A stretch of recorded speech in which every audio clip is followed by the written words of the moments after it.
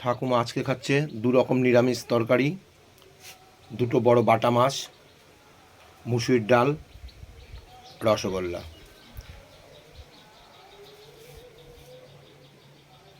ঠাকুমা কি বলছে শোনো। ঠাকুমা তুমি কি বলছো? আমাকে ঘরটা নিয়ে নিতে বলছো?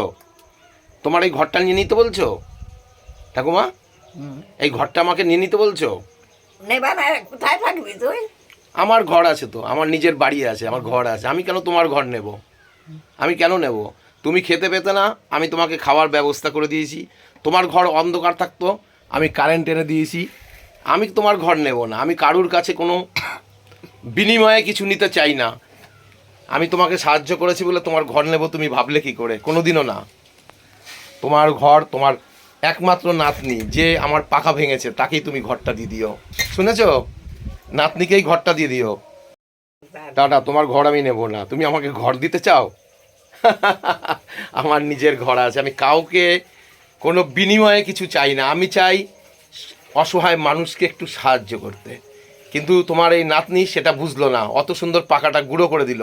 আজকে তোমার গরমে কত কষ্ট হচ্ছে না? তাহলে ওকে বলেছিলাম কালকে, জানো, তোমার ঘরে যখন ঝাড় দিচ্ছিল নাতনিকে বলেছিলাম, এই আমার পাখা কবে কিনে দিবি? বললো কদিন পর। ও পাখা কিনে দেবে, ও পয়সা কোথায় পাবে ঠাকুমা? ও নাকি আমাকে পাখা কিনে দেবে। কোথায় পাবে? ও নিজে খেতে পায় না, ও আবার আমাকে পাখা কিনে দেবে, বুঝলে কিছু? ভাঙার পর ওকে কিন্তু আমি পেতাম না ঘরে। যখনই আসতাম ও আগে আমার আসার আগে পালিয়ে যেত।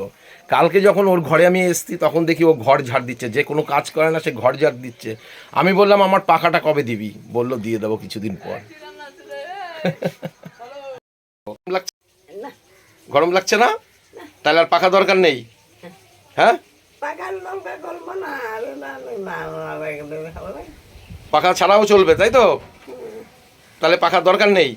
না গো, দিয়ে দে। কাকে দেবো? মেয়েকে দিয়ে দে। তোমার মেয়েকে? তোমার নাতনিকে?